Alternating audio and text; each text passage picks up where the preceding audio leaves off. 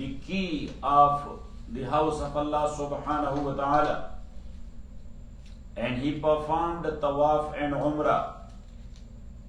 And some of his sahaba, they did halq or shave, and some other they did trim.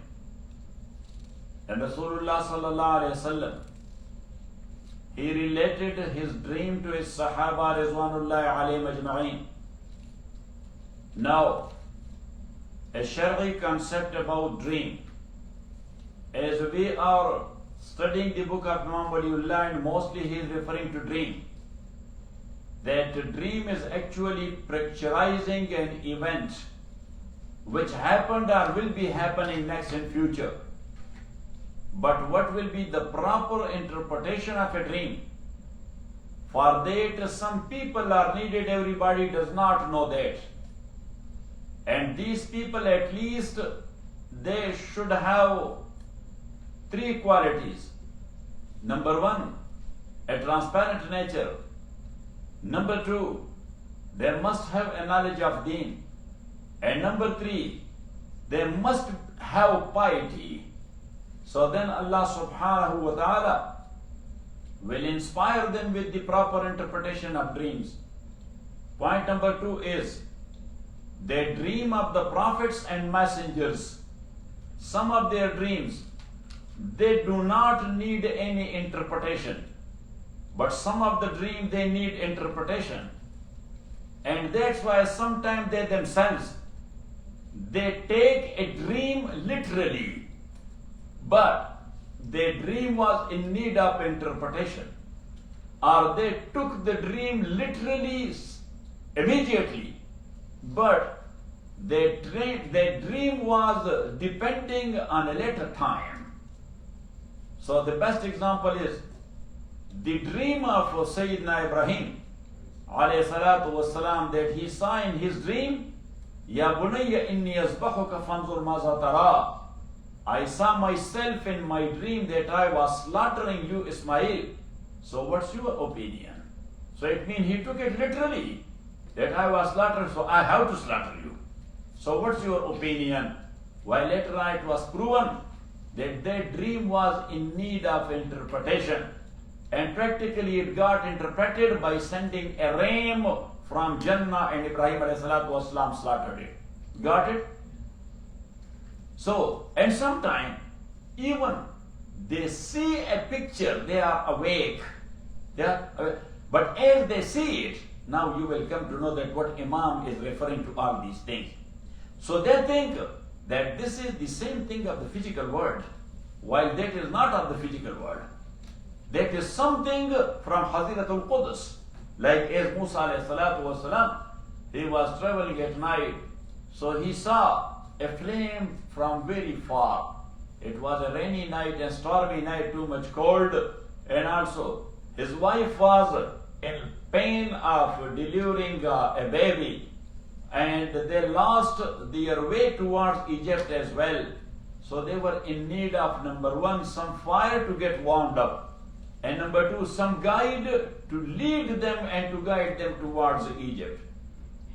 So now in desert, in Sinai desert, when he saw that light, so he said to his wife, إِنِّي رَأَيْتُ نَارًا لَعَلِّي آتِيكُم مِّنْهَا بِقَبَسٍ وَأَجِدُ عَلَى النَّارِ هُدًى. That let me go there, so I will bring you some flame therefrom, you will get warmed up. Yes? And number two, أَوْ أَجِدُ عَلَى النَّارِ هُدًى and هَادِيًا إِلَى مِصْرَ. Or I will find someone there, at least I will ask him that which way Allah or which way Egypt. So when he came there, so he was thinking that this is the physical fire. One thing was there, that it was burning on the top of a tree. On the top of a tree. So here in California, a lot of trees, the fire is burning on top of tree. That is physical fire. So Musa alayhi salatu wasalam, he put some straws on the top of his stick, yes, to take it there and to bring some flame. But when he was doing like this, so the flame was going up. Yet instead of coming down, it was going up. Yes, so Musa alayhi salatu wasalam said, what is this? Why the fire is going up? Yes, As much as I am going close to, so it goes up. I am unable to approach it. So then he heard the voice, إِنَّمَا أَنَا رَبُّكَ فَخْلَعْنَ عَلَيْكَ, that I am your Lord, so take off your shoes. Got it? So Musa alayhi salatu wasalam was handling the fire like a physical fire of this world, and that was not. So anyhow, Rasulullah sallallahu alayhi wasallam, he saw a dream. He saw a dream. So at least to this extent, that dream was clear that you have to go to Haram and to enter to Haram. But when that entrance will be possible, that is known to Allah subhanahu wa ta'ala. So Sahaba ridwanullahi alayhim ajma'in, they got ready. Message was spreaded to the surrounding area who want to join the Prophet sallallahu alayhi wasallam in Umrah. Some 1400 Sahaba they got together. And Rasulullah sallallahu alayhi wasallam, he mounted on his she-camel Qaswa. His famous she-camel is named Qaswa. Qaswa or Waa, because it's Mamduda. And Prophet sallallahu alayhi wasallam, he appointed, because whenever he was leaving the capital, Medina, he used to appoint an Amir on his behalf there. So mostly, he was appointing an Amir who was in one way or the other unable to join the expedition. So Abdullah ibn Maktoum radiyallahu ta'ala an, the blind Sahabi, most of the time he was Amir there in Medina. Got it? So in one riwayah Abdullah ibn Maktoum, in another riwayah Ibrahim or Numayla al-Laythi. Numayla al-Laythi. But as we know that Ibn Maktoum was a blind man. Got it? And in normal circumstances, a blind should not be the Imam. Got it? So, that's why we club together both the riwayat, that Abdullah ibn Maktoum radiyallahu ta'ala an, he was the political Amir, and Numayla al-Laythi, he was the Imam for prayers. Got it? So this was Monday, month of Zulqa'dah. And Zulqa'dah is started or not started? Not started yet. Yes, Zulhijjah is not finished yet. So the month after Zulhijjah is what? That's Muharram. So when Zulqa'dah before Zulhijjah. Before Zulhijjah. So the month which was before Zulhijjah. So in Zulqa'dah, and that was year number 6. And in this journey, our mother, the wife of Rasulullah sallallahu alaihi wasallam, Sayyidah Salma radiyallahu ta'ala anha, she was accompanying the Prophet sallallahu alaihi wasallam. And they were not taking weapons with them. Swords, that's a part of their routine life. At that time, that was their culture. That wherever they were going, so they used to take their swords with. The Prophet ﷺ, he prayed 2 rakat in Zul Hulayfa and put on his ihram. Ibn Ishaq is the authentic authority in Seerat al-Nabi sallallahu alayhi wasallam. There are 2 authentic authorities in this regard, Ibn Ishaq and then his student Ibn Hisham. They are historians and they are Seerat Nigar, the inscribers of the Seerah of the Prophet sallallahu alaihi wasallam. Basically, the Seerah was written, number 1, by Urwa ibn Mas'ud radiyallahu ta'ala an, and number 2, by Aban ibn Usman, the son of Sayyidina Usman. His name was Aban. So we find the references of these 2 books, but we don't know the books where they are. So sometime back there were the books, lost somewhere. Got it?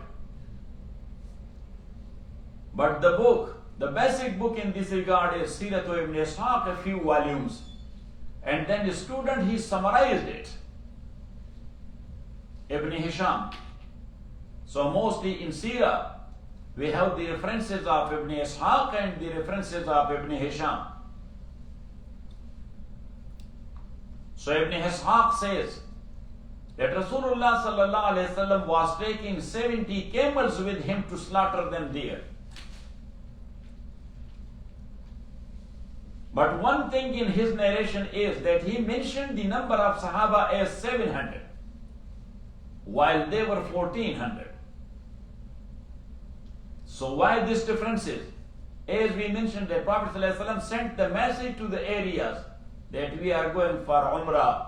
So Ibn Ishaq mentioned the Sahaba from the city of Medina. They were 700. And then on their way from here and there, Sahaba used to join them. When they were entering to Mecca, so they were 1400. Got it? Rasulullah sallallahu alayhi wasallam, he sent a man from the tribe of Khuza'a as a mukhbir, informer, or inquirer. Instead of informer will be inquirer. To see what is the reaction of the people of Quraysh because of the hostilities and the enmities, and so many fights happened between them. Now the Muslims are entering to their capital. So how is their reaction? So when he arrived in a place known by the name of Osfan, O-S-F-A-N, Osfan,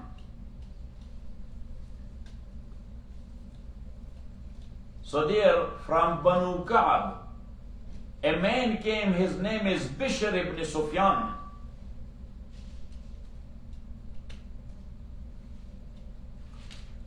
And he told the Prophet ﷺ that the Quraysh have already left Mecca and they have come out to face you, and they have brought with them the milking she camels as well. So the milking she camels, when the Arab used to take it with them, so they were supposed to stay there for a long time. To stay there?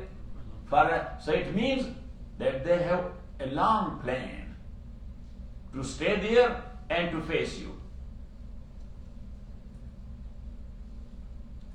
And he also told the Prophet ﷺ that they are in the valley of Zituwa. Z-E-T-U-W-A, Zituwa, that was a valley. And he told the Prophet ﷺ that Khalid ibn Walid, with his horsemen, he has already arrived in a place. Its name is Qura'ul Ghamim.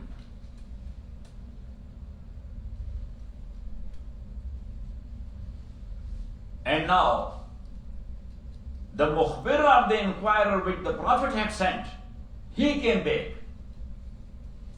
And he told the Prophet ﷺ that Ka'b ibn Lu'ay, amen, by the name of Ka'b ibn Lu'ay, he has gathered together a few tribes. Number 1, Ahbash. Number 2, Banu Haris. Number 3, Banu Mustalaq. Number 4, Haya ibn Sa'ad.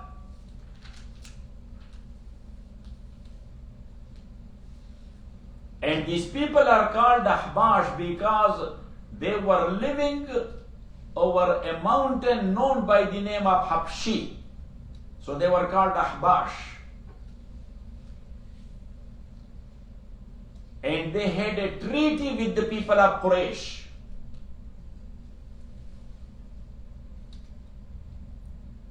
That we will support you in your battle and you will support us in our battles. Now when Rasulullah ﷺ received all these news, so Prophet ﷺ told his Sahaba that what's wrong with this Quraysh?